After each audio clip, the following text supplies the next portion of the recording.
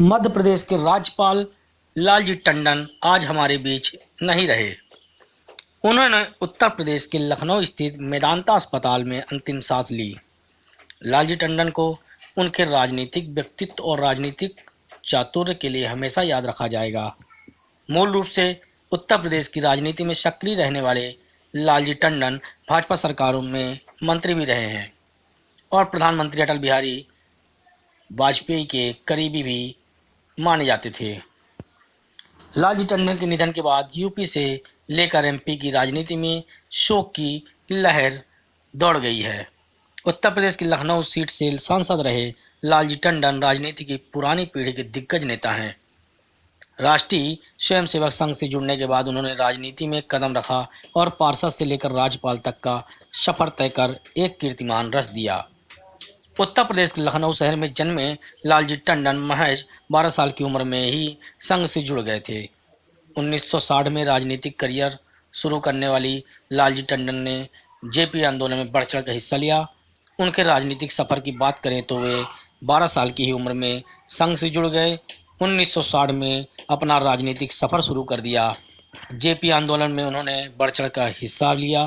टंडन 2 बार पार्षद चुने गए और 2 बार विधान परिषद के सदस्य भी रहे हैं। वो 3 बार 1996 से 2009 तक विधानसभा के सदस्य बने रहे। लालजी टंडन कल्याण सिंह के नेतृत्व वाली यूपी सरकार में मंत्री भी रहे हैं। यूपी विधानसभा में उन्होंने नेता प्रतिपक्ष की भूमिका भी अदा की। लखनऊ लोकसभा सीट से पहली बार 2009 में चुनाव लड़े और जीतकर वह संसद पहुंचे। 21 अगस्त 2018 को लालजी टंडन बिहार के राज्यपाल बन गए। 20 जुलाई 2019 को उन्हें मध्य प्रदेश का राज्यपाल नियुक्त किया गया। 90 के दशक में उत्तर प्रदेश में बीजेपी और बीएसपी की गठबंधन सरकार के पीछे लालजी टंडन की अहम भूमिका मानी जाती रही। मध्य प्रदेश में मचे सियासी घमासान के बीच विधानसभा सत्र के अभिभाषण के दौरान राज्यपाल लालजी टंडन ने बीजेपी, कांग्रेस सहित सभी विधायकों को लोकतंत्र के दायित्व को निभाने की नसीहत दी थी। यही वजह रही कि पूरे सियासी घटनाक्रम में राज्यपाल की भूमिका पर सवाल खड़े नहीं हुए। अटल जी की वजह से लालजी टंडन का मध्य प्रदेश से करीबी नाता रहा। लालजी टंडन उस पीढ़ी के नेता रहे जिसने बाद में जनसंघ और फिर भारतीय जनता पार्टी को बड़ा मुकाम दिलाने में बड़ा योगदान दिया। यही वजह है कि उन्हें मध्य प्रदेश का राज्यपाल बनाया गया। लालजी टंडन पद्मश्री अटल बिहारी वाजपेयी के बेहद करीबी रहे। उनके चुनावी प्रबंधन की पूरी कमान हमेशा लालजी टंडन ने ही संभाली। जब अटल जी ने राजनीतिक संन्यास की घोषणा की तो उत्तराधिकारी के रूप में एक अकेला नाम लालजी टंडन का ही सामने आया था। 2009 के लोकसभा चुनाव में बीजेपी ने लालजी टंडन को लखनऊ लोकसभा सीट से चुनावी रण में उतारा और अपने नाम की घोषणा होने के बाद लालजी टंडन सीधे अटल जी से मिलने पहुंच गए और इसके बाद ही उन्होंने चुनाव प्रचार शुरू किया और चुनाव में उन्हें भारी वोटों से जीत हासिल हुई। मुख्यमंत्री शिवराज सिंह चौहान ने लखनऊ पहुंचकर राज्यपाल लालजी टंडन की पार्थिव शरीर के अंतिम दर्शन करके उन्हें श्रद्धांजलि अर्पित की है। इसके साथ ही शोकाकुल परिवार को सांत्वना देते हुए ईश्वर से इस दुख को सहन करने की शक्ति देने की प्रार्थना की है। बता दें आपको हम कि मुख्यमंत्री शिवराज सिंह चौहान लखनऊ स्थित लालजी टंडन के आवास पहुंचकर पुष्प अर्पित कर श्रद्धांजलि दी है। मुख्यमंत्री शिवराज सिंह ने ट्वीट करते हुए कहा, बाबूजी सदैव हमें आशीर्वाद देते रहें और हमारा मार्गदर्शन करते रहें।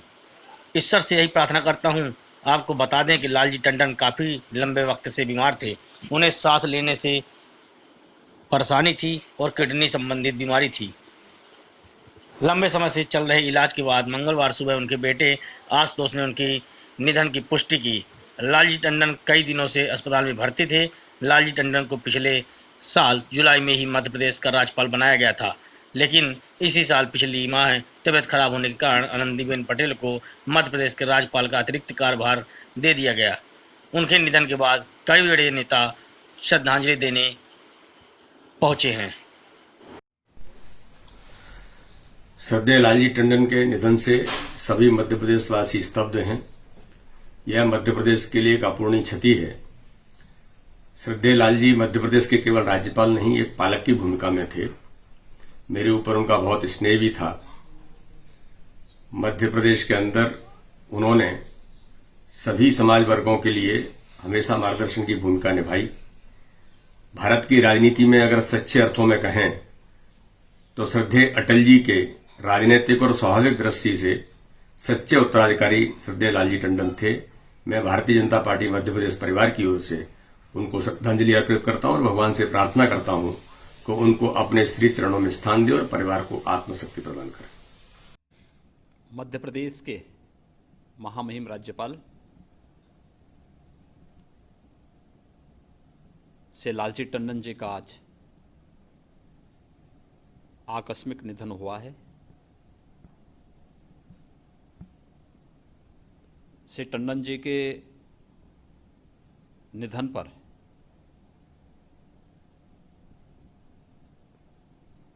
मैं उनके प्रति विनम्र श्रद्धांजलि अर्पित करता हूं। यशस्वी महामहिम राज्यपाल महोदय श्रद्धेय लालजी टंडन हमें छोड़कर चले गए। पिछले कुछ समय से वो अस्वस्थ थे। जब यहां से वो लखनऊ रवाना हुए थे तो मुझे उन्होंने बुलाया था और पूछा था मंत्रिमंडल के विस्तार के लिए कब आना है। मैं एक हफ्ते के लिए, एक सप्ताह के लिए लखनऊ जाना चाहता हूं। मैंने उनसे सहजी कहा था कि एक सप्ताह आप बेशक चले जाइए, लेकिन 18-19 तारीख तक आप लौट आइए। आपको मंत्रिमंडल के माननीय सदस्यों को शपथ दिलानी है। मन बहुत आहत है। गवर्नर के रूप में नहीं, मेरा पूर्व से भी उनसे लंबा परिचय रहा है। उत्तर प्रदेश की राजनीति में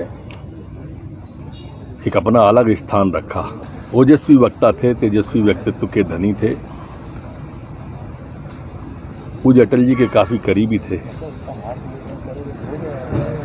महामहिम बनकर भी जब वो मध्य प्रदेश में आए तो पितृवत स्नेह उनसे सदैव प्राप्त होता रहा।